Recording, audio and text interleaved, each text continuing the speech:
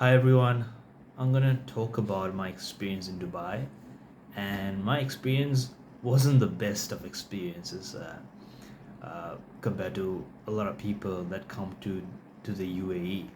One of the factors I would like to talk about is the accommodation. Finding suitable accommodation is very important if you want to come to Dubai and focus on all the other aspects that matter. There are many types of accommodation. There is uh, partition rooms, there is bed space, um, there is studio rooms.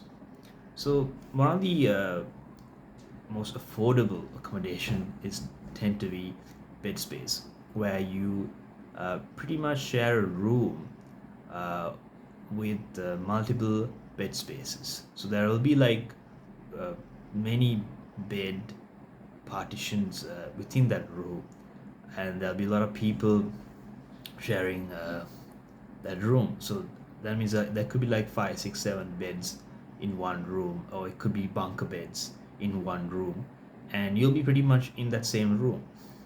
And everything tends to be shared. So if you're just going for the bed space, it'll be, washrooms are gonna get shared, the kitchen and all the other utilities within that block will be shared.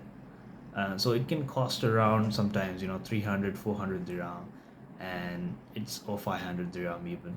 It's pretty much tend to be less than 1,000 dirham, and it's considered one of the most affordable accommodations in the UAE. What I was using was a partition room, which cost me around 1,400 dirham, and it was all right. The room space was all right, but you have to understand this is uh, nothing like your native country where you live in a house, or most of you tend to.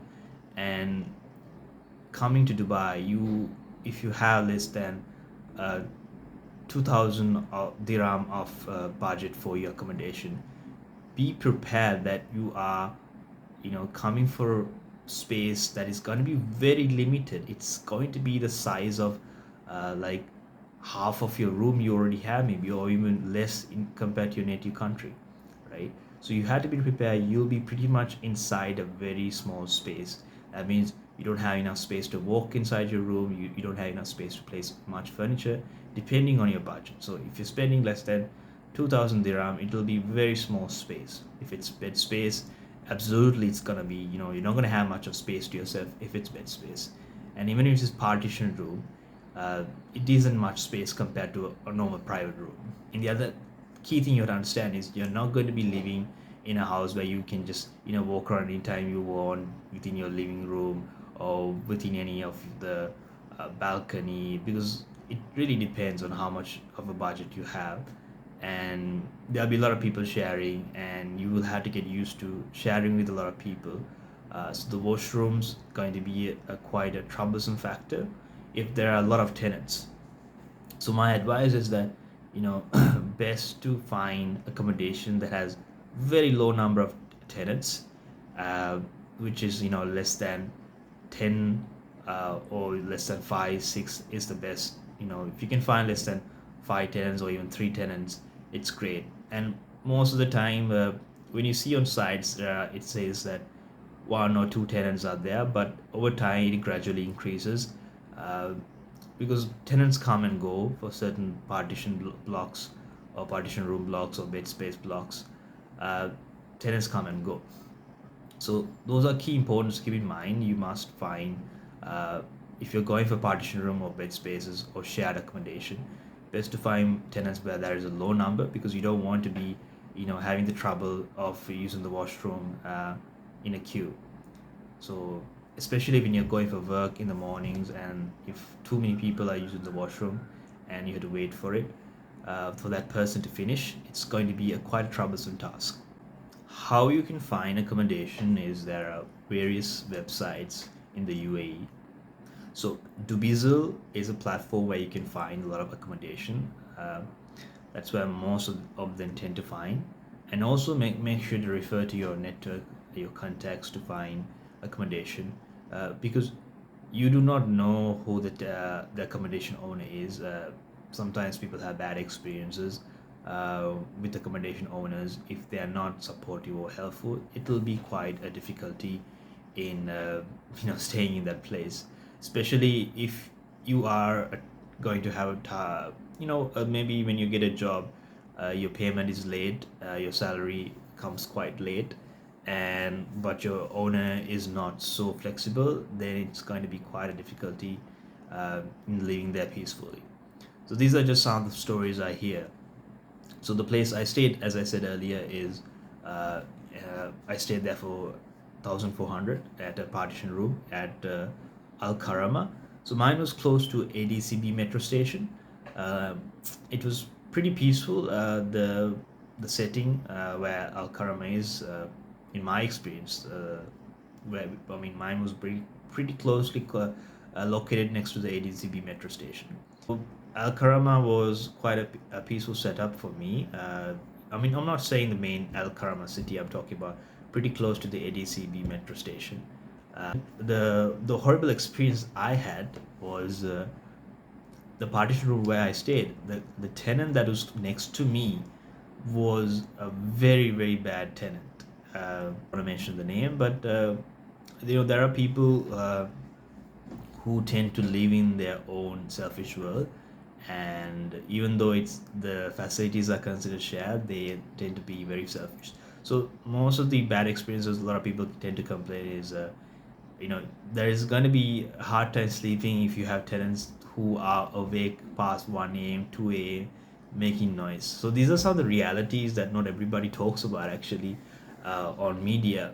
That when you're coming to Dubai and you're going to be using shared facilities, please expect there will be assholes. If I had to be honest, uh, there'll be assholes who are pretty much very selfish, and they'll make noise past 1 a.m., 2 a.m. Even when you have to get up early in the morning in the morning around 5 or 6 to go to work, they'll keep making noise past 2 a.m., 3 a.m. So the tenant I had was making noise past like 1 a.m., 2 a.m. till 5 a.m. in the morning. Can you imagine? Till 5 a.m. in the morning, which is very difficult to me to sleep.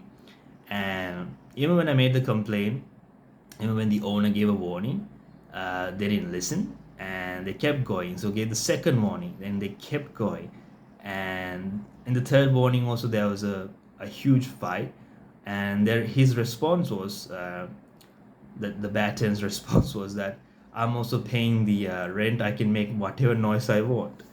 So as you can imagine, these are the kind of narcissism or the extremism that some of these tenants tend to have. Just because they're paying the rent, they can do whatever they want. That's what some think, but they don't think about the others. They don't think that these are facilities are getting shared.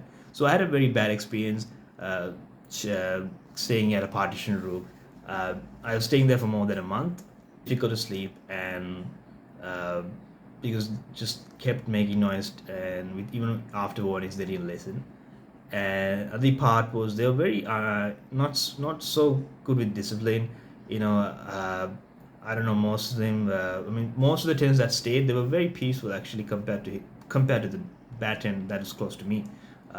So once in a while they make some noise past 1 a.m., that is fine, but after 2 a.m., 3 a.m., it is very difficult to sleep, and with the bad tenant. So, and they were very unhygienic, the tenants that was close to me, and the way of using the washrooms were very bad, and they're just very unhygienic.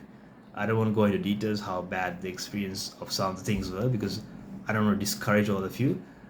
There are good experiences people have in Dubai. There are bad experiences that people have in Dubai. And a great experience to have. You learn a lot, and you understand how things are in UAE compared to what's actually publicized in media.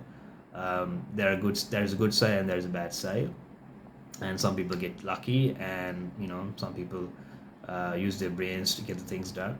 So it's very important that you find accommodation close to the metro station, close to public transport. So if you're not close by to a train, it is going to be very difficult. If you're coming for seeking jobs, and you're not finding accommodation closer to the metro station, it's going to be very difficult for you to travel smoothly to your job. So because the commute can be something, if you're new to the country, So it's always recommended you find accommodation close to the metro station. For me, it was very simple. I had over 15 job interviews, and I used to get the metro station very quickly, and I used to travel to the all these locations through the metro station, uh, through train, and yeah, and sometimes you have to uh, get down from the train and catch a taxi, because you can't go to every place with the train in Dubai or in the UAE. You have to catch other means of transportation to get to a certain location. And you'll need a metro card, which you can purchase from the station center, and cost you around 12 15 dirham, depending on the commute, if you're going for a faraway location. And sometimes it just tends to be less than 5 dirham, but the prices could be changing at some time. And these are some of the experience I had. So when I was traveling through the taxi and I get down, maybe had to travel 3 4 kilometers to get to a certain location through the taxi, and it cost me around 12 15 dirham at that time. This is just one way. One great thing is that the metro is fantastic. You should keep that in mind. The metro is just absolutely fantastic. If you're coming from an Asian country or South Asian country, uh, I'm from Sri Lanka, so compared to our country's metro facilities, the metro station in the UAE is just fantastic. Yeah, there are certain compartments. Not all the people can get in every compartment of the train. So, for example, for women and children, there's a certain compartment separated for them, and for men there are like another compartment. I'm not saying that men and women can't be in the same compartment, but they can be. But just for women, if it's their choice, they can stay in a certain compartment for their own safety and their preference. And there's also a certain compartment for the train for the gold visa holders. So those are some of the things to keep in mind. So you can't use whatever preference you feel like. So you have to be aware when you're traveling the metro, there are certain rules you must follow, and if not followed, you'll be fined. So you don't want to get into that situation. So it's really really important that you know all these rules. One of the things you must know when you're using partition rooms is that it's a partition, right? How partitions are created, from what I heard, is they take a normal private room, and they divide that into partitions, right, into separate partition rooms. So mine was a partition room where how the AC, the air conditioner, uh, worked is that it had a certain small narrow hole, uh, that it was shared with another partition room. So what happens, as I said earlier, is that with the bad tenant I had, the noise swept through that hole, and every night I could hear them, and not just every night, even daytime. So it's like they're talking to your ear. That's how partition rooms are. So imagine bed space. It's much worse. Uh, so these are the challenges when you have shared accommodation. So keep in mind, I mean, it's not that all glorious as it sounds on social media. It just depends on what a person's budget, right? If you have a low budget, these are the challenges you face. Because if you're someone who loves and enjoys your sleep, if you're someone who wants the peace to sleep and the peace to work alone, right? So I'm from the digital marketing industry, and most of our projects tend to be uh, remote or work from home many times. And of course, when you're in the digital marketing career, you tend to work from home because you have other sideline projects coming up, and you need that peace to work, right? The environment to work. But if you're someone who is out in the field, and you're not staying within your accommodation too much, maybe you don't really need that peace, then you can manage. But if you're someone who is someone who really likes to work or stay within your accommodation and work from there, then keep in mind that bed space and partition rooms may not be the place for you. So it's always best to move out as soon as possible once you find enough budget to find private rooms or studio rooms or villas uh, to work peacefully. If you're thinking about cooking when you first come there, and because just because there's a kitchen. And just remember there are a lot of people that will be also cooking, and refrigerator is going to be shared, the kitchen is going to be shared, the corridor is going to be shared, uh, all the facilities you can think of, it's going to be shared except for your room if you're using a partition room. And some of the things I heard is that when I was staying there, some of the items in the refrigerator, some people actually stole it. That's what I heard. So there were thieves. So some tenants can be, desperate enough to steal your own items. So please be prepared. I'm not saying every partition room block is like that, but these are some of the experiences I heard because I was staying at a partition room where there was a bad tenant that was making noise in the night, and there were people who were stealing the items from the refrigerator. And one girl actually moved out from that partition room because her kitchen items, her food items in the refrigerator kept getting stolen. So she moved out. And nobody still knows who. And those are some of the uh, annoyances one can have when you're surrounded by bad tenants. Um, there'll be cleaners. I mean, we had a daily cleaner that comes and cleans the washroom and all the corridors and kitchen. But even so, don't expect that it'll glitter like gold, because no matter how much you clean, it's just when too many people are using it, it's never gonna look new. Uh, it only lasts for a certain few hours, and back again it looks all dirty. So keep that in mind. Also, the hygienic factors are gonna be quite low if you're using partition rooms. What's so great about the trains is one of them is the fact that even if you're a newcomer and you get on the train, and they'll pretty much announce it, the next stop that you're going to get off on, and it's all nicely planned out. All the metro map, everything is, you can find everything inside a metro station.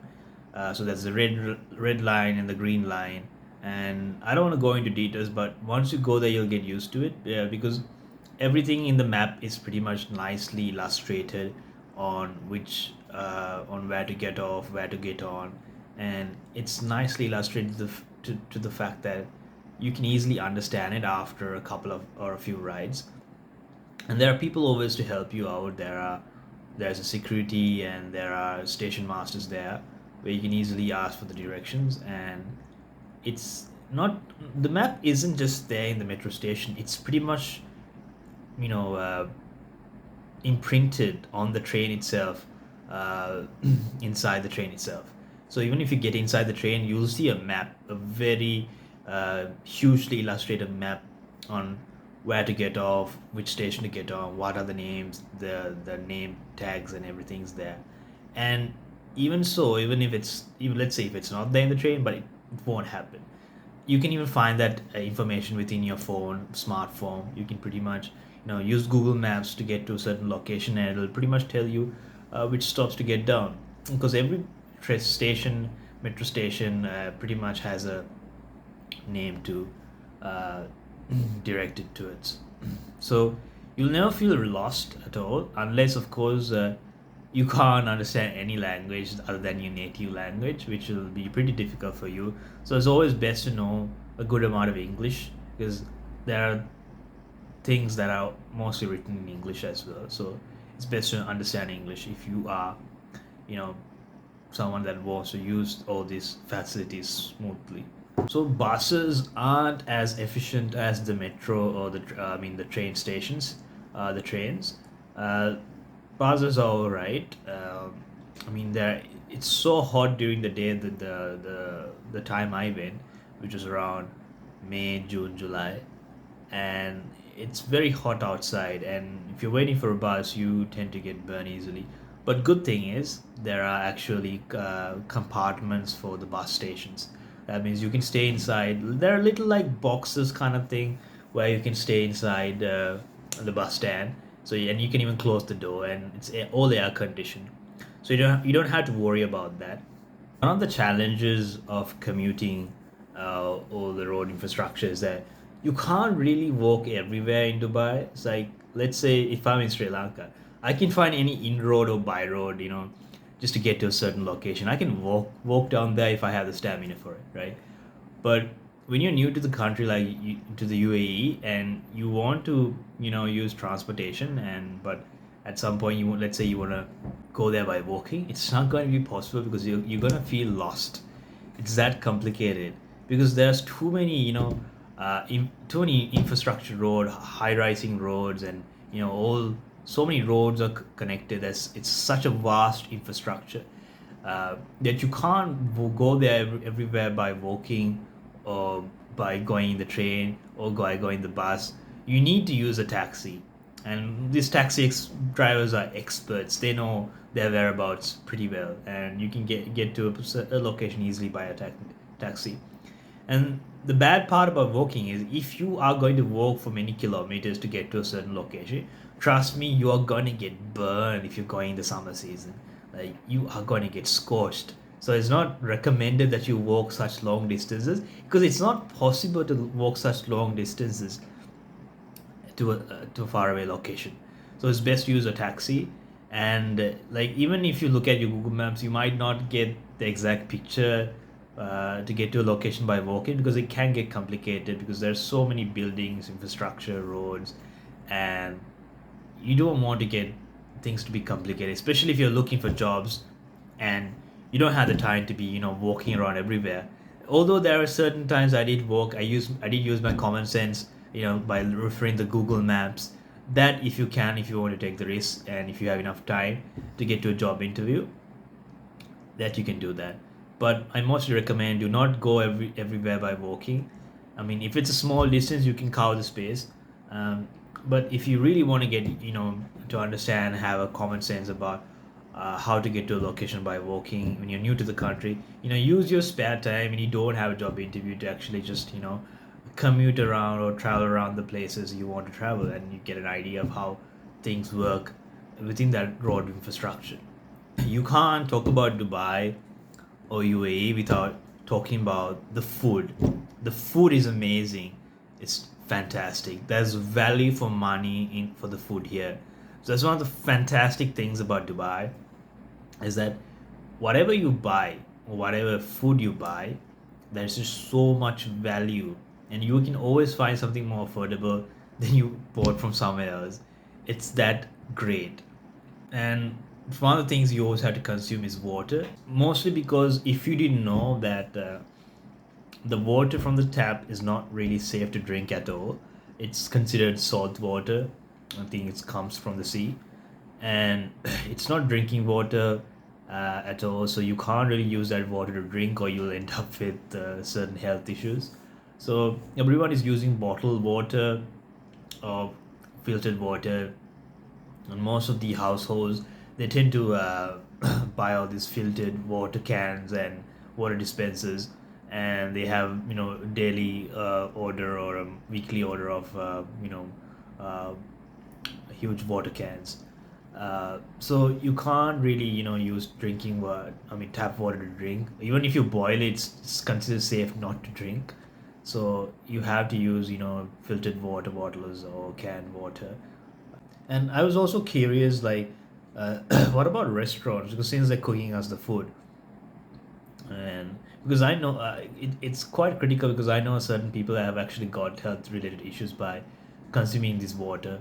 Uh, but though you shouldn't be drinking because that'll be very stupid to use tap water to drink. It's considered pretty stupid to do that. Consider it's not healthy to drink at all. So I was always curious, and it's many of the restaurants actually do use the tap water to do the cooking for the food. I'm not too sure about the large restaurants, but from what I spoke to many of the restaurant people, they do use the tap water to do all the cooking. But for drinking water, most people just use canned bottled water bottles and all that stuff, which is healthy. So which is quite a bit of a thing for me. I didn't understand the science behind it, like or the maths behind it, like why we to drink you're using the water bottles, the bottled water, fresh water, bottled water, right? And but for the cooking you're using the tap water, which is again it's not good to consume at all. But I guess, since it's getting consumed in the cooking with the heat and the, or the cooking heat, it probably kills germs, but still it's considered not so healthy at all. So that's one of the things that actually turned me down about UAE. Like, I mean, if it's not safe to drink, why are they using it in the cooking? Why are so many restaurants using it for the cooking?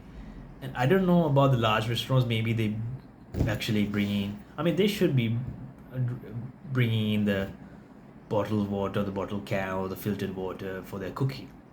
But many of the small restaurants, I don't think they have the budget to afford. I mean, for the entire cooking for every day, I don't think they have the budget to afford, filtered water for that. So that's all the things that was, a bit of a turn off for me, because I did hear many people tend to get, sick during the summer season with the heat.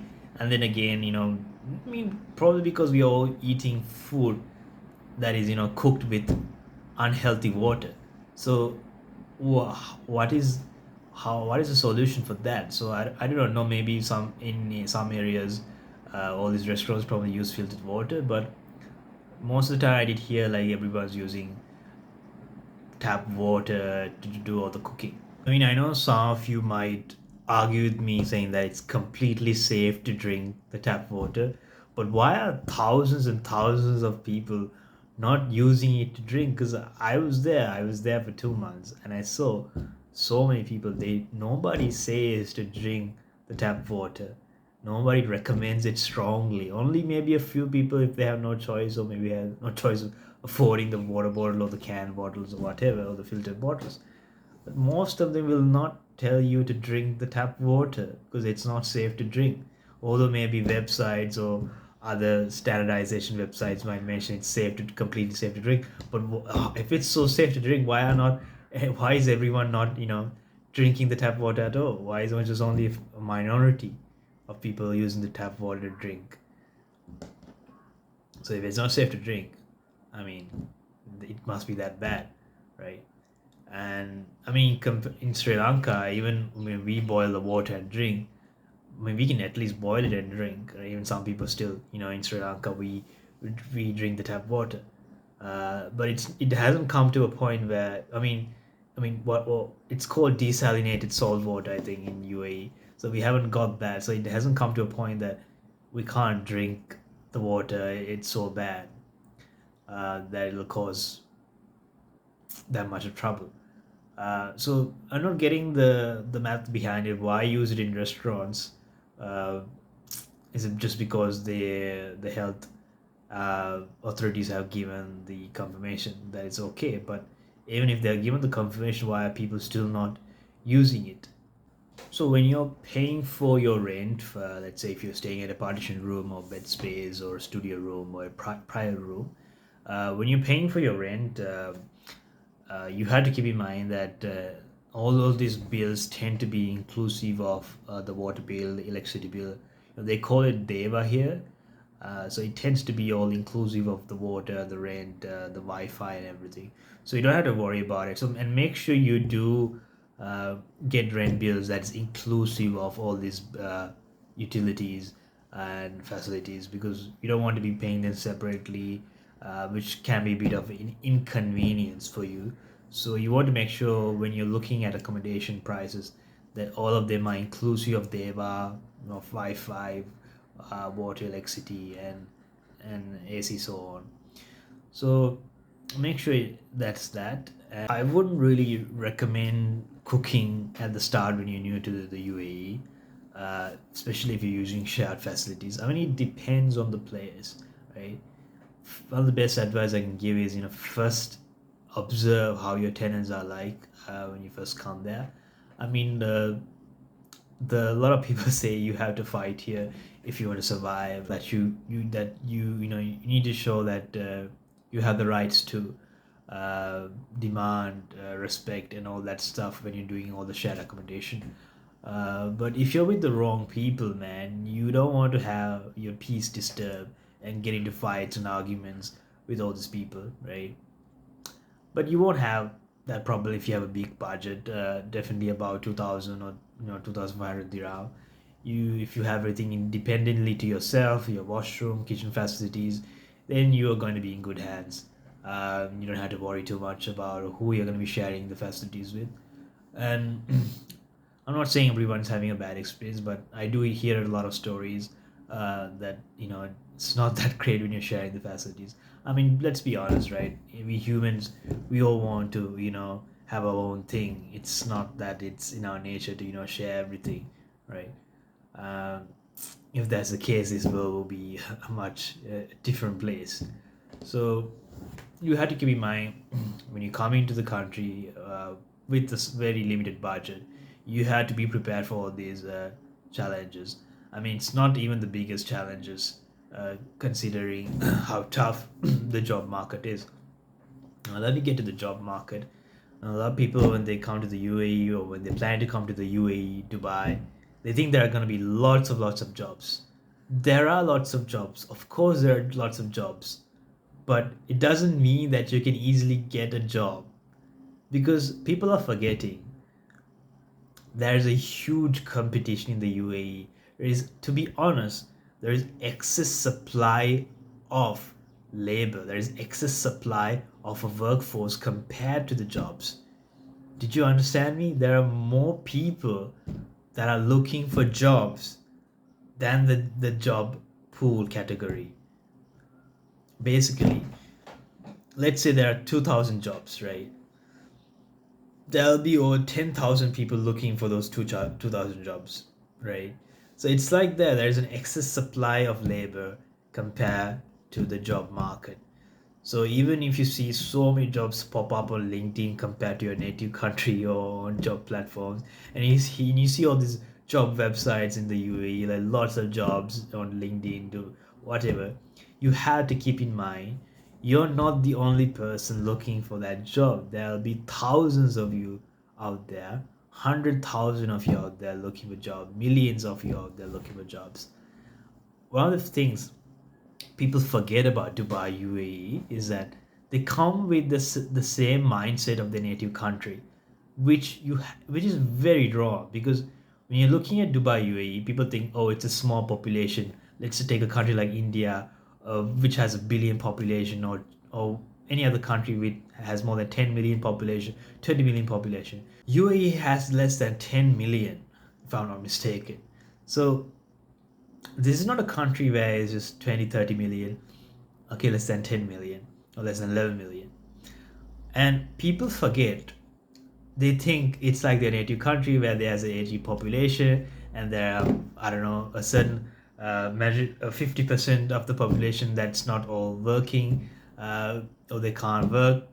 But you have to understand the population, the UAE is a fully working population, means like 95% or almost close to 99%, if I had to exaggerate, are people who are looking for jobs, who can work, who are physically fit, who are able bodies, that are fully functioning, that want to work, that are ambitious, that everybody wants to make money. Because everyone that comes to the UAE or lives in the UAE pretty much wants to make money. So if you understand that, you have to understand the competition here is insane. You can't think that for one job there'll be just 10 people applying. No, there'll be 200 people, 900 people, over 1,000 people will be applying. For me to give you a good example is that when I apply for a job on LinkedIn, within the first few minutes there'll be just 10, 20, 30 people, right? But after days have gone by, I see more than 900 applications just for one job. More than 900 applications. And some goes up to even more than 2,000 even. So imagine the competition. So you have to understand, is this a country you can compete in? Do you think you can find a job within a short time? Do you have a backup plan? When you come to the UAE, are you pulling in all your money and you can't go back to your native country? Which is a very stupid thing to do, and a lot of people are suffering because of that. So if you come by to get a job in the market, you have to understand that you should have enough money to survive and enough money to go back to your native country if you can't get a job. When you are applying for jobs in Dubai, there are a number of factors to keep in mind. one of the factors is that you shouldn't be applying everywhere. I know most of people will debate about this because the reason is not everywhere is a suitable place to apply. I know there are so many people who say apply to this website, that website. Uh, to be honest, I spoke to a lot of people there, and some of these websites tend to be sites like Indeed or some of the popular websites in the UAE they'll mention. But to be honest, the things that work a lot, if you are someone who is looking for an office job or someone who is in the professional field, you shouldn't be applying everywhere. I would recommend the best place to apply for jobs is LinkedIn. LinkedIn is the best platform to look for jobs in the UAE. It is legit compared to most of the platforms in the UAE because there are so many scammers in UAE who will scam you for jobs. Some they might tell you to pay for a job when they're not even offering the job, and they make it seem so legit, but it's in reality it's just a scam. And you can't properly track some of these companies or jobs when you apply for uh, platforms like Indeed. So that's what I hear. So LinkedIn, and when I was applying for job interviews as well, I got a lot of scam interviews as well. And you can easily see by when you face the interview how much of a scam it is if you have enough common sense for it. And so the best advice I can give is when you're applying for jobs, do not apply everywhere. Focus on one particular platform where it seems legit and genuine. I mean, if you're not getting enough interviews, definitely you will realize that it's just a waste of time. So I was able to get more than 15 job interviews within 2 months. To be honest, I had more than 20 job inquiries, and around 15 of them made it to job interviews. All of them, 99% of them, no, 98% of them came from LinkedIn. So LinkedIn is absolutely fantastic if you're looking to get a interview or a job, um, to easily get a job inquiry, to have some chances of getting a job. LinkedIn is the best. So what you want to do on LinkedIn is make sure that you're not waiting when the job is posted after 5 6 hours. You need to be able to apply for that job within the first few minutes itself. So be on track with LinkedIn all the time. Even if you can do it for 24 hours, it's great. So always 7 days a week, every day of the month, try to be on LinkedIn as much as you can and keep an eye out for jobs. And don't just apply for the job and wait for the job interview to come to your feet, because as I said earlier, there are thousands and thousands of people applying for jobs, right? And what the best ways to get an edge from the competition is to send a message to the hiring manager through LinkedIn itself. Send a connection request, send a message, or even maybe like one of their posts. Just make yourself stand out from the rest. Or even send an email. Don't just do one thing. Don't just apply for the LinkedIn job.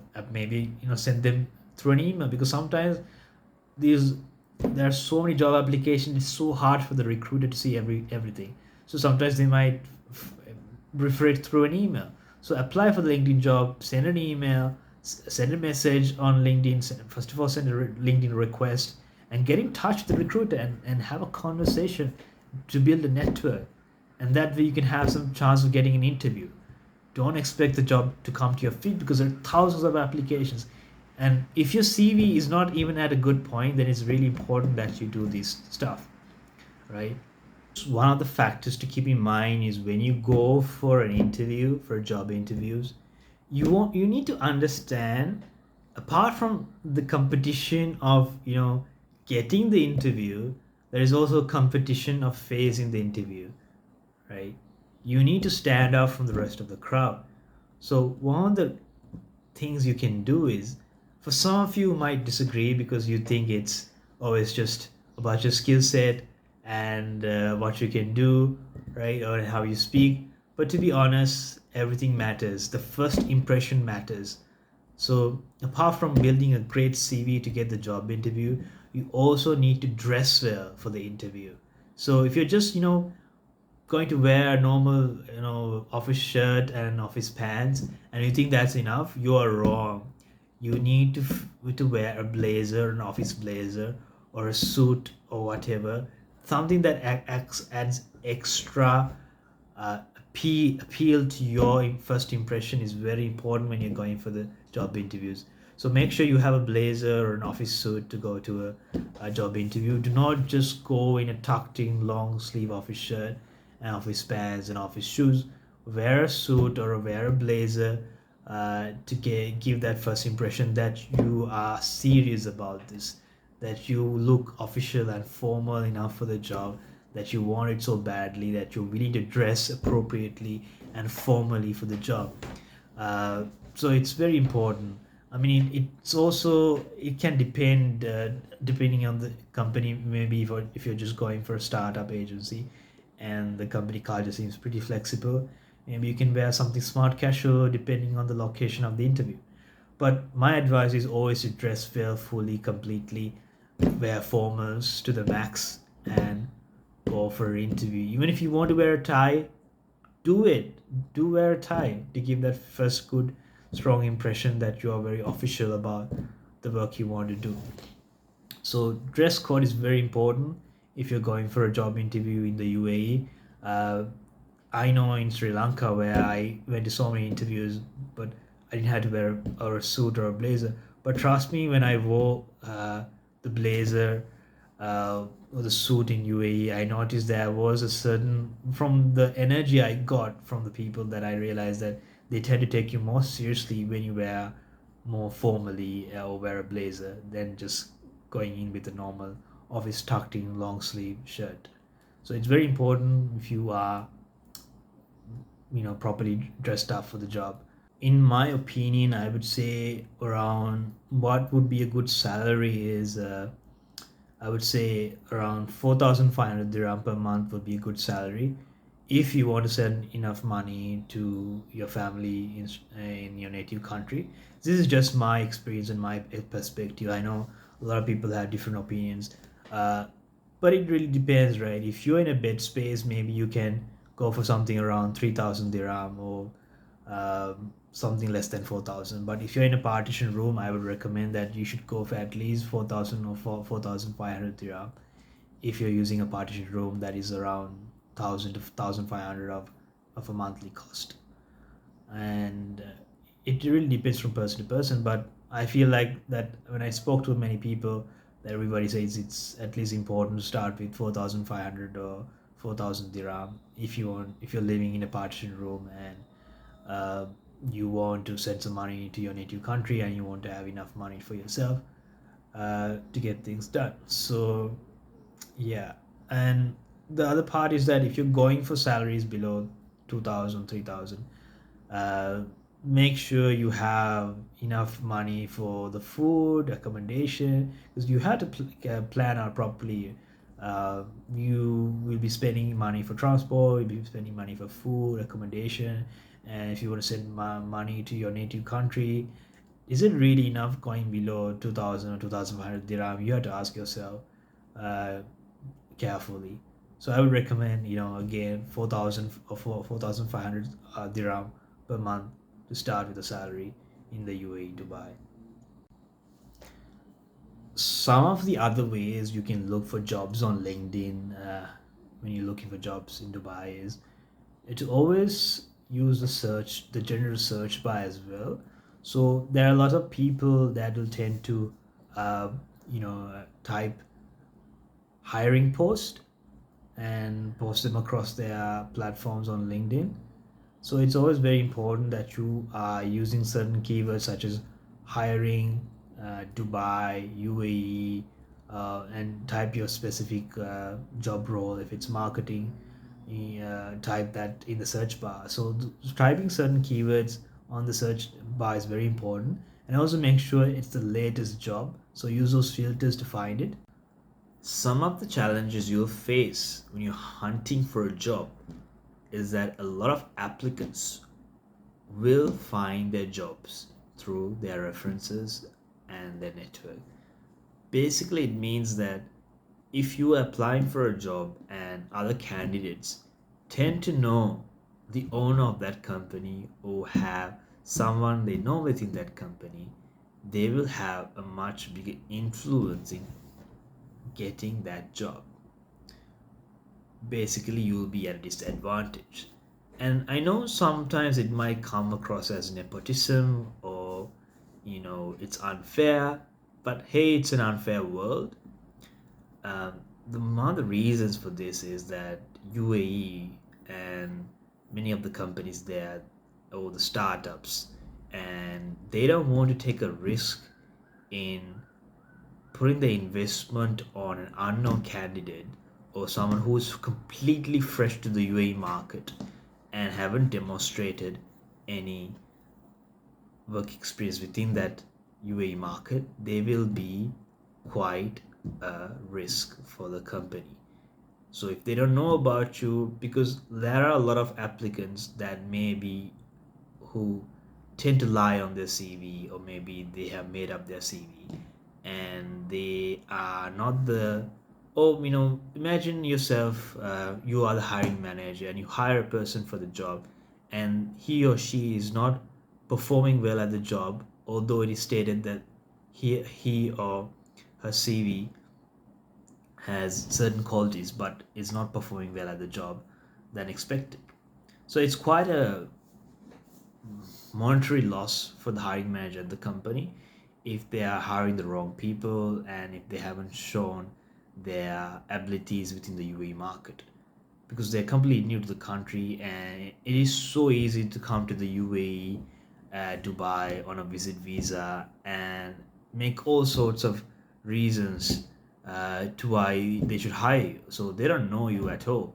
So they need to have some sort of credibility to hire you, or you need to be someone who has really performed well within your career, and there's plenty of evidence to showcase to the hiring manager and the company that you are the right fit for the company.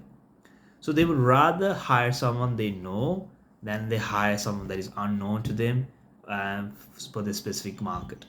So they would rather hire through their friends or colleagues and so on. So those are some of the factors you'll face. You will think it's not just you will think it's just the competition of applicants, but it's not just that, but it's also the power that some candidates have through their network and their referencing and their influence to get a job.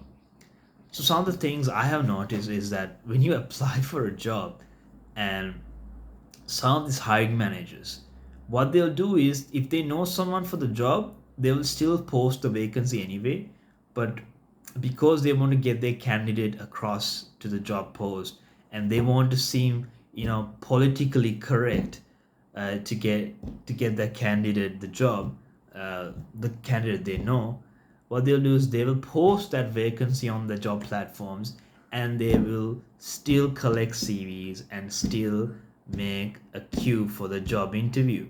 And within that job interview, or within that pool of candidates who are shortlisted for the job interview, they will have their own hosts for the race to win. So you might think that it's gonna be a fair job interview. You'll see a bunch of candidates and may the best person win, but it's not always the best person win, but it's also the person with the most influence who wins. So a hiring manager or a company manager, or even their CEO might just make up a job interview for their candidate to get across to the job. So that means you're still at a fair disadvantage. So you must realize that there's a lot of networking and influencing and references that happens for these jobs. Uh, so you must understand that even when you go for an interview, there will be people who get the job through their network and through their influence. So I noticed that a lot because uh, I saw the way certain hiring managers or recruiters spoke to the candidates, and they all spoke in a way they have already known for each other for a long time, and they're befriended. for each other long time. It was very, very visible. Anyone can see that they are known each other for a long time. So it's almost like they give them a guarantee that they'll get the job because they know the company CEO and the owner and the manager, and yet they still wanted to have the interviews and have a bunch of candidates because just to seem politically correct that they're doing it fairly. So these are some of the things that happens I notice within the job interviews uh, in Dubai, UAE, and so these are things you should understand. It's not just the amount of uh, thousands of candidates that are out there, but it's also the referencing part that happens through their no network for the jobs. So keep that in mind and don't think it's such a bad thing, because if you are in that position, if you're running that company, you might do the same thing when you're operating in a quite a highly competitive market. My personal experience in seeking jobs in Dubai, UAE was quite challenging, especially because I'm from the digital marketing industry. And for those who follow me and those who are in the digital marketing industry, maybe this way you can relate to my experience, and maybe there's something that you could take into consideration on what to watch out for in Dubai digital marketing. Um, Most of the time, there's going to be a lot of applicants. I would argue that digital marketing has more applicants than any other industry in Dubai because of the fact that it's digital marketing, it's online work. So you're not getting candidates just, who are just not just from the UAE, within UAE, but you're getting candidate, I mean, not just within Dubai itself, right? Let's say you're applying for a job in Dubai or Abu Dhabi or Ajman, right? And because the work can be remote or it can be hybrid or it can be something uh, that is online, candidates from all over the world could apply. So I'm not saying that the companies are only looking for, you know people in Dubai only, but there tend to be companies that actually can hire people from all over the world. So when it's digital marketing, I think the competition is insanely high in Dubai, because you can be hired from anywhere, and you get a number of applicants not just from uh, a certain region, but you get from Dubai, Abu Dhabi, Ajman, or Sharjah, or even from any other country from all over the world, right? And these are companies that can give you sponsorship or relocation even, and hire remotely. So the competition I faced was so immense, and I was looking for somewhere around 4,500 dirham or about 5,000 or 6,000 dirham at the same time, while I was doing freelancing work where I wanted to work remotely. But it was difficult, although I had more than 15, or I had around 15 job interviews.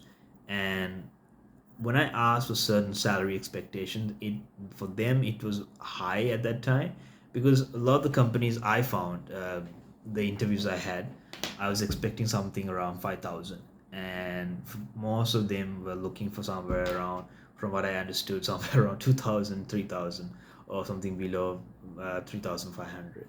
So, and the other part is that because I have no UAE experience, which is such a big deal for them, uh, that way it became quite a challenge for me.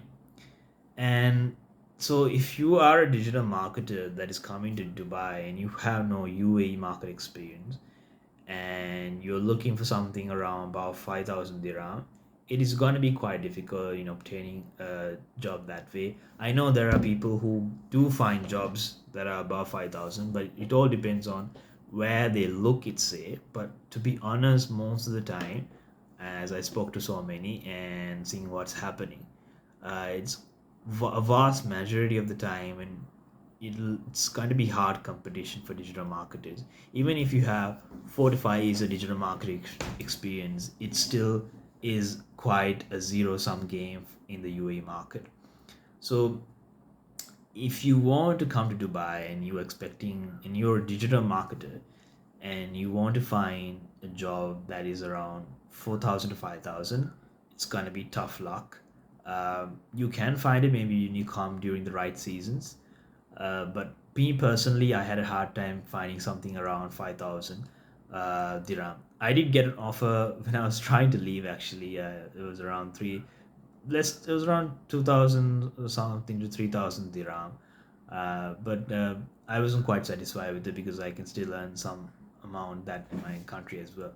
So me personally, I didn't really have a good experience in finding my expected salary. So those are some of the things to watch out for.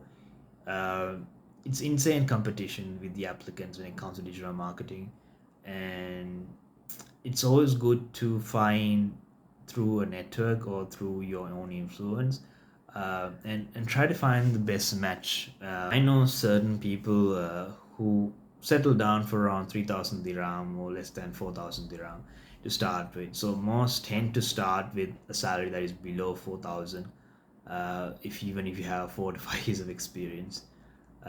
So it really depends.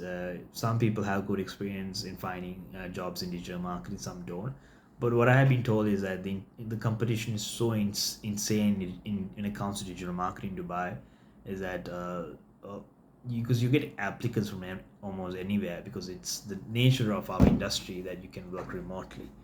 So you have to keep in mind that it's not going to be easy. Although people say there are lots of digital marketing jobs in Dubai, there are a lot, but it's just the competition keeps getting very, very difficult.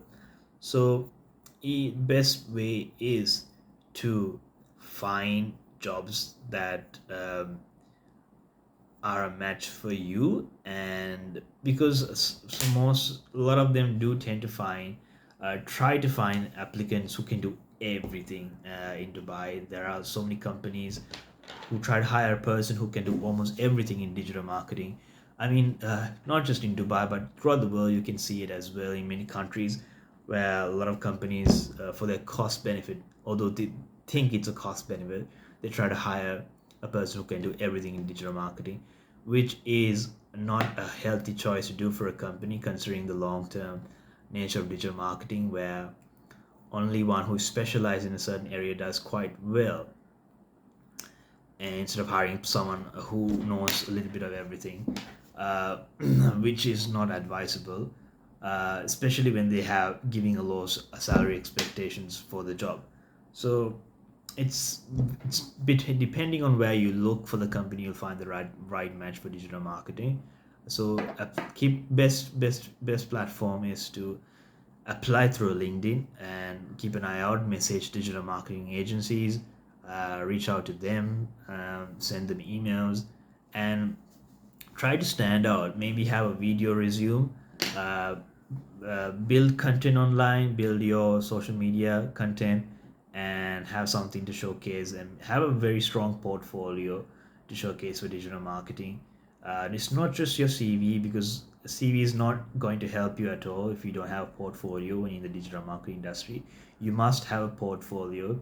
So I have had companies that were very surprised and impressed when I showed them my portfolio. So portfolios really do tend to give them a good impression.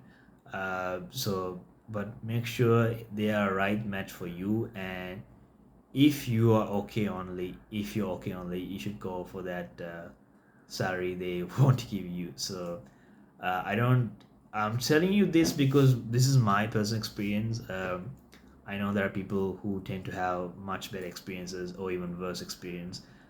So if you're someone with around 4 to 5 years of digital marketing experience, and you are someone who maybe haven't gone into so much of depth in certain area, but you have an overall strategic view of digital marketing, and you worked on social media marketing and so on, you might have a difficulty if you're not specialized in something much deeply. Even if you speak well, if you speak fluently like me in English, it can be quite a difficulty in obtaining jobs that are above 5000 dirham. But I did get interviews for around about 5000 6000 dirham. That was just when I was about to leave. That was just when I was about to leave Dubai. So if you stay for some time, after around 2 to 3 months, it is a possibility of finding something about 6,000 or 7,000 dirham for digital marketing.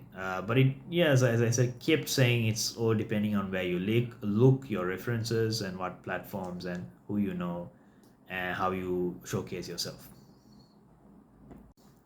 Many of these companies, they tend to find a digital marketer who knows graphic designing, Adobe Photoshop, Illustrator, and who knows web development, who knows website website building, SEO in depth, digital marketing strategies in depth, social media marketing, and they expect that for a person to have within 5 years of experience, and they want to give something below 5,000 dirham of salary. So that's where things get so unfair that you don't want to work in such circumstances. And if you have enough respect for yourself that you can do something still in a native country and survive and look for a country elsewhere, you would go back. So that's where it really occurred to me that this is not the place for me, you know the especially when they're expecting someone to have all these qualities and they still want to give a low income, in my opinion, for the job. So if you do not want to go into those considerations, that's why you shouldn't really be so keen on looking for digital marketing jobs in Dubai, because there is so much competition. You have to understand that you may be the most talented person, you may have the best, maybe someone who speaks so well and you can communicate and get the job done. You may be someone who's good at account management like myself, who's good at building the digital marketing strategies, who's good at doing social media marketing, and who has a good overall experience working on both the client side and the digital agency side, and worked across many uh, local and international brands as well. So even with that, and you have no UA experience, and they'll use that excuse to put your salary down, and all that other excuses they can think of. So the reason for this is because they have so many applicants. They have more bargaining power than you.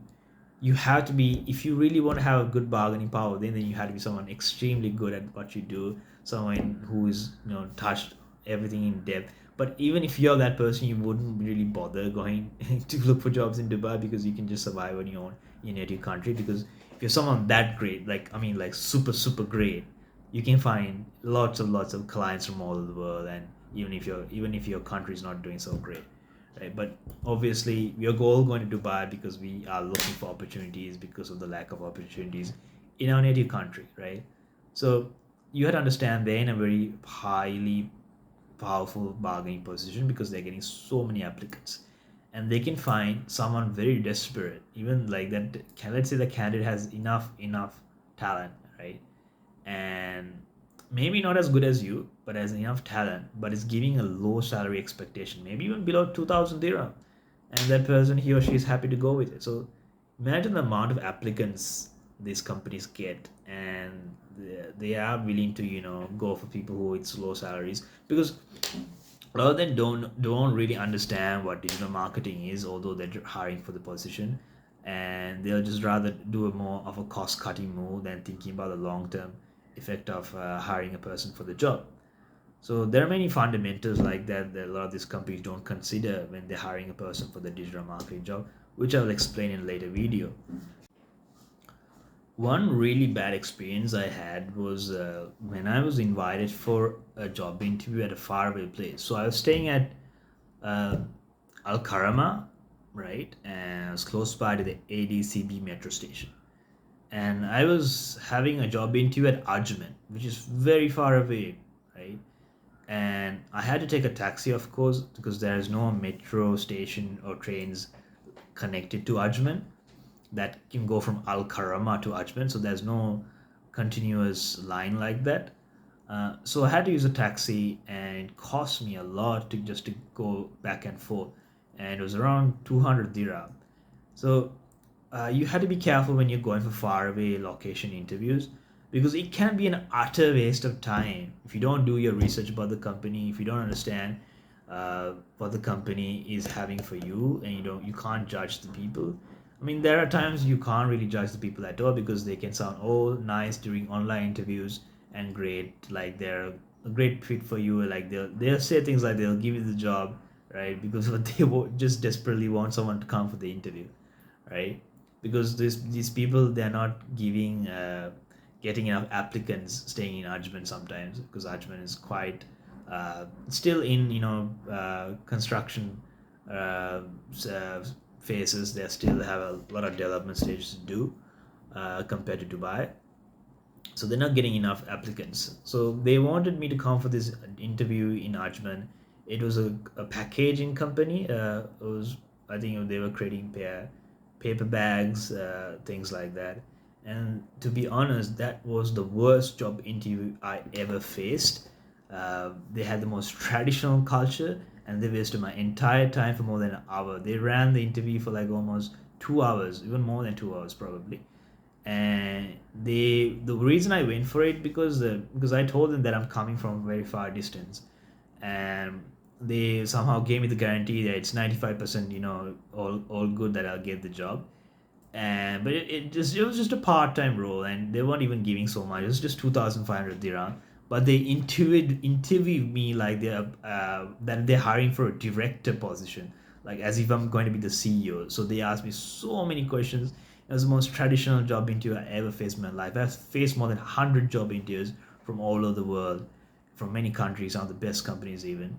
And this was the worst job interview I ever faced in my life, where they spoke about all my past salary in Sri Lanka. They asked about every salary I got for every company. They asked me all about that, the entire company structure, who was reporting to what, as if I'm supposed to remember all that. Like they even asked the amount of people working under so many people, like just to be precise. So it was such, like, I had so many interviews in Dubai, but it was just the worst interview ever. And it was such an utter waste of time because we weren't aligned at all. They were just so traditional. And I spent around 200 dirham just for taxi back and forth, which was an utter waste of time. So do not go for these far away job interviews if you think it's going to be a waste, because it'll just be a waste of money and you won't even get the job. You have to be very, very careful when you're applying for those long distance jobs, and you want to go for a job interview that's very far away. So that's one of the biggest mistakes I did. Where, I mean, I wouldn't say it's my biggest mistake, because they made it sound like they're gonna give me the job, like 100%. But had the most traditional HR director. I wanted to laugh because it was so stupid. The whole entire interview, it's just so stupid. If I had recorded the interview and showed it to my audience, all of you would laugh, because it's that laughable of an interview. They're just so behind the times. They're just so traditional. They're very inefficient. There's so much to learn what HR is, and they're so. Uh, you know how companies fail because they live in their little boxes, because the HR director is so concerned about her experience, because she has more than 20 years of experience. But you know how companies fail, like BlackBerry failed during the smartphone development session, because they were so uh, egoistic about their expertise, that they're the best in the phone market. But then smartphones came, Apple came and destroyed all these old brands like BlackBerry. Uh, it's the people have to understand, companies have to understand, it's not always about experience. It's not experience at all. It's adaptability. The fundamental core criteria to be good at business, to be stay well ahead in the market, is to be adaptable, is to have new ideas, is to adapt to the new standards. But certain companies like the one I mentioned, they're so behind the times, they're so traditional, they're deeply rooted in their uh, egoistic experience, that they fail to see what is required to the modern context. So I wouldn't recommend, going for those traditional companies where they're located far away, because it's very, very unlikely that you're going to be a match, especially if you're a youngster. And it's going to be very unlikely that you're going to be a match for this company. So don't waste your money on these taxis that you want to go for far away, especially if you're on a tight budget. So I was in Dubai for 2 months, and I came back for a number of reasons. Although I could have easily stayed and got family visa sponsorship, but I declined that opportunity for a number of specific reasons. I came back to Sri Lanka because I would be rather here than Dubai for a certain number of reasons. You see, with the budget I had, I couldn't afford something more than a partition room. So I'm not someone who is uh, that likes to do shared accommodation, shared facilities. I'm not someone that's willing to sacrifice my personal space for those kind of reasons. Uh, Especially because I'm in digital marketing, and I do not like to have people disturbing me when I'm doing my work. these are my preferences. This is my perspective. So I would rather work, alone than have people make random noise and sound when I'm staying at the accommodation. And I know I could have easily stayed a little bit more longer and found a job, got that income and developed, but I didn't want to take that sort of suffering, to be honest, for that kind of long period, because it's simply not my preference.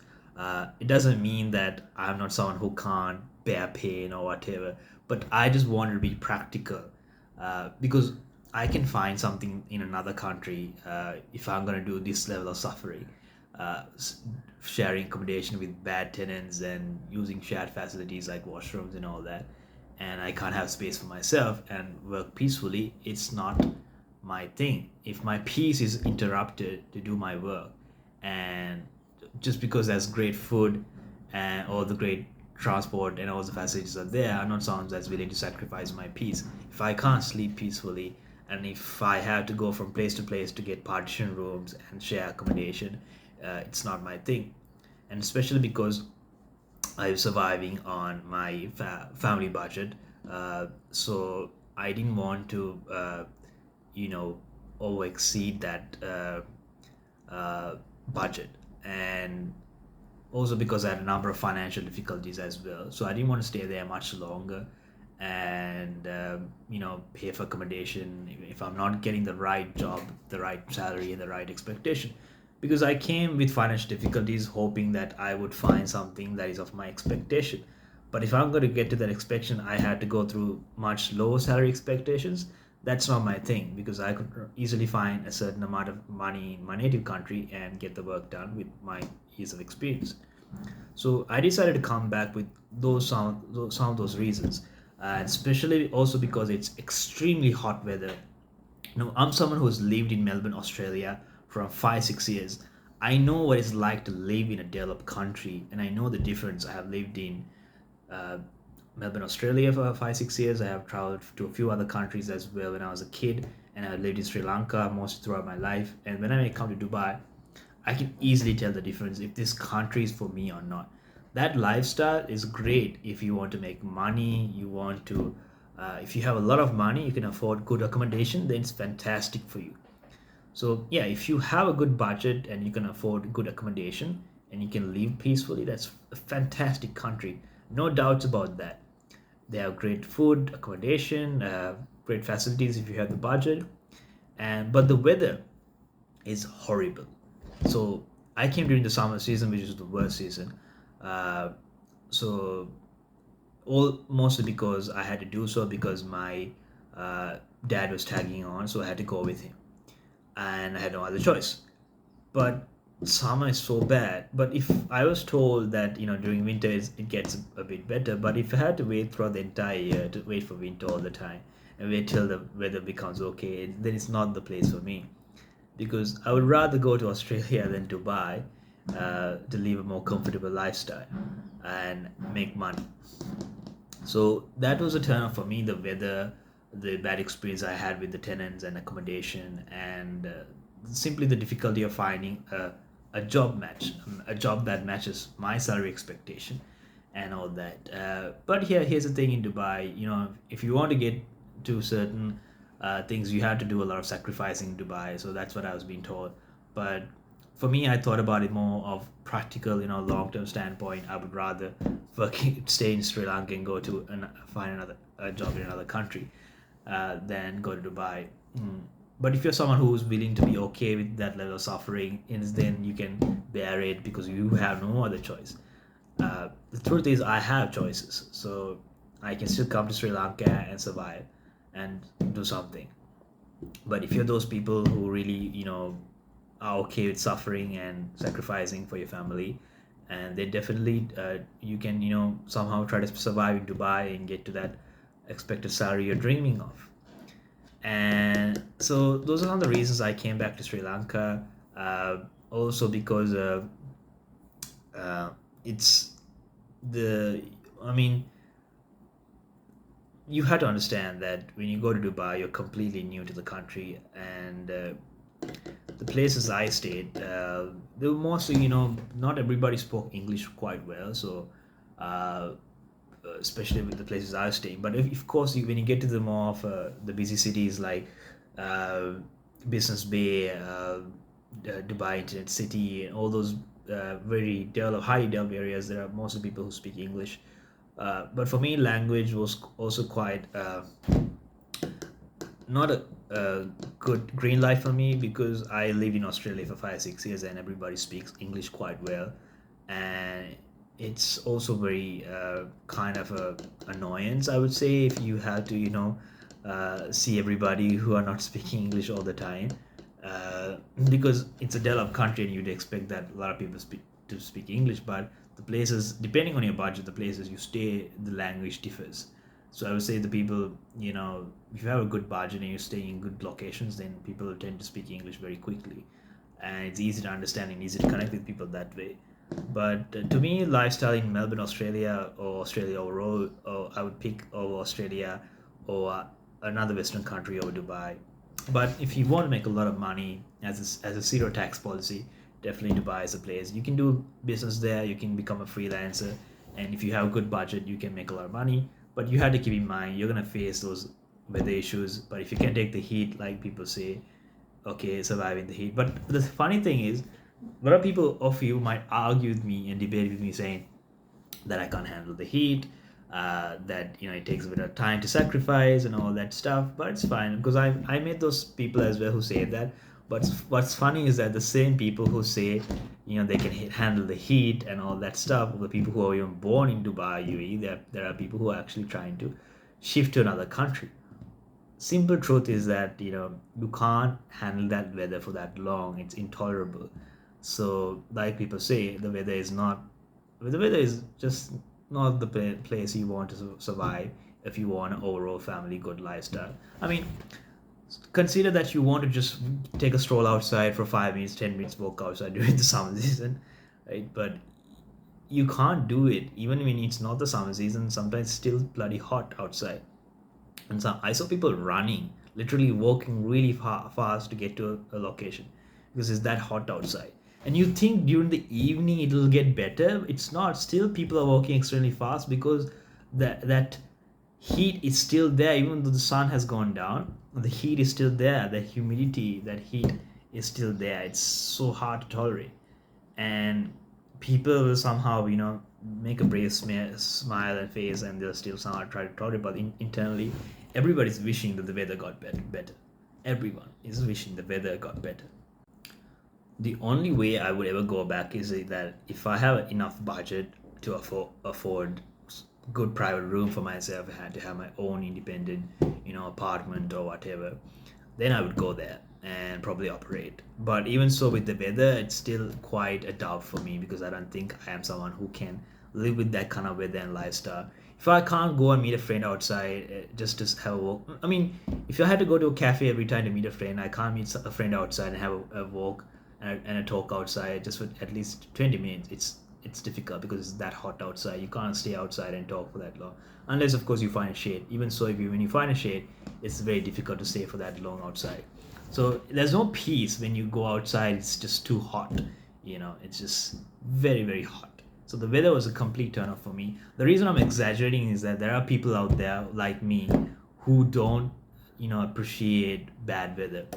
So if weather is such a turn off for me, the lifestyle is not going to be working out for you as well, because weather interrupts a lot of stuff. People like to say that, okay, weather is just a normal thing, you have to grow up, be an adult, and ignore the weather and all that stuff. But if you're someone who wants a comfortable lifestyle, that it's not all about making money, then definitely weather is Dubai is not the place for you.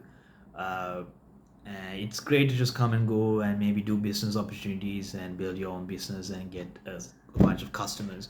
But during the summer season, there's definitely not the place to be. Maybe you can just come and go, but I don't think I'm someone who can, be happy with the weather in Dubai at all. And I know most people won't be, but they have no option, no choice. So they stay there and they tell themselves, I can take the heat. That's what most of them tell. I can handle the heat, and they say that people can't handle the heat. That's because that's why they're leaving. But to be honest, if they had a choice, it's all about choices. if they had a choice of going to a much developed country, a Western country, they would go there. And uh, so those are some of the reasons I see that what people tend to talk about and the perceptions that people are having. The success in Dubai comes when you stay for a certain time. That's what most people say. And I had friends who are making quite a good amount as well for them to survive. So after you stay for some time, definitely you start climbing the ladder there, the corporate hierarchy, and you get paid a decent amount. That's when things start working really well for you.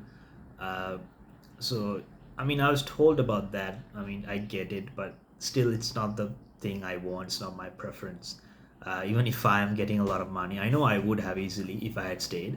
Uh, but for me, the certain components are very important for a lifestyle. So I don't want to be there and suffering because of the weather. And the weather is just fundamentally important for me. If I can't even meet a friend all of a sudden outside and have a 20 to 30 minutes walk outside, you can't have a 20 to 30 minutes walk outside like I have done in other countries, right? And because it's extremely hot. And if you want to, meet a person, you have to go in the evening. If you want to meet a person outside, that's what most people recommend. Or you just go inside a cafe or restaurant and meet that person. And you can only, walk so fast in the heat.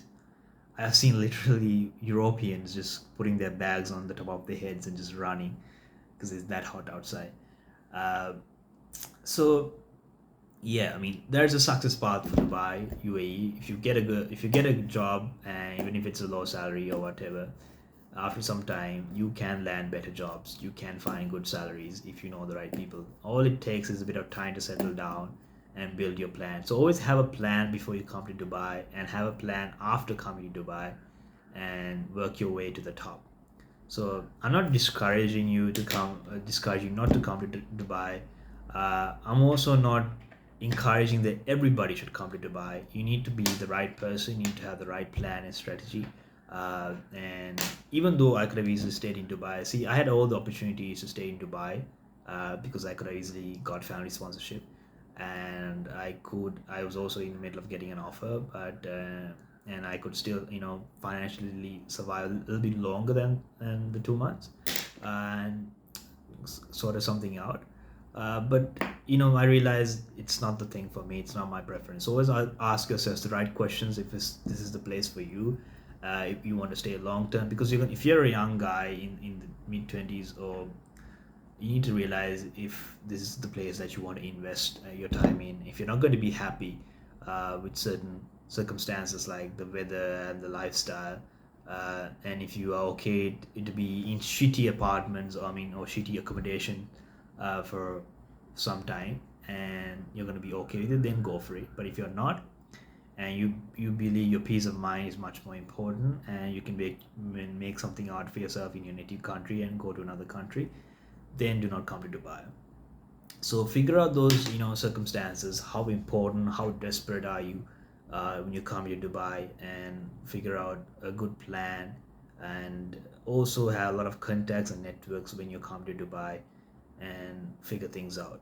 I would say roughly you should carry at least, if you're coming for 3 months, you should have at least, if you want to live comfortably, you should have at least, a probably around, especially if you're going for partition rooms, you should have at least around 6,000 to 8,000 dirham for 2 months at least. So those are some of the budgets you should have. I mean, it all depends on your transport and all that stuff. But I would give you a much more detailed, summarized version of my expenses and uh, budget I had for the 2 months in another video. So this video I haven't really done much of detail experimentation on my budget and expenses.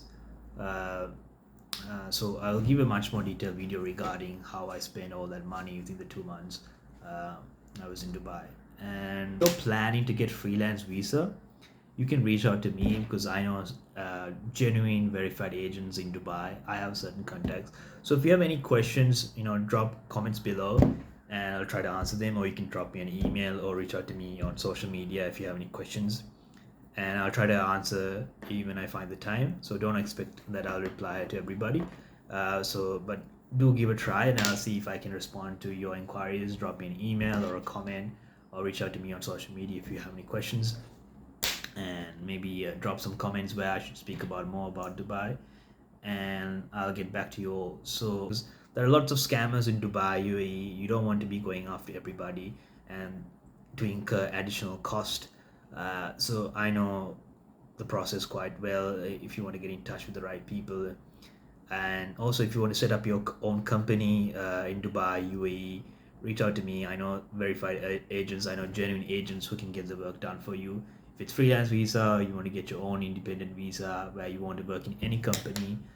So here's something I need to mention is that when you're going for a job and you are getting the company visa sponsorship, you need to keep in mind this is something that you sign a contract for around period of maybe 6 months or even more. There's the fact that you can't leave that company until that 6 months have passed. So when you're getting a visa sponsorship, you need to understand you can't just leave immediately because they're spending money for your visa. You can't just leave immediately. They may be spending around 6,000 to 9,000 dirham or something around that for your visa.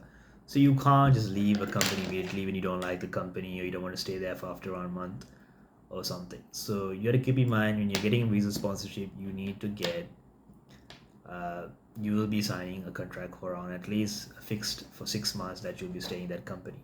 Only after that you can leave that company if you don't like that company. But it all depends. There are certain things that depending on the contract of the company. And so here comes the point that for those of you who don't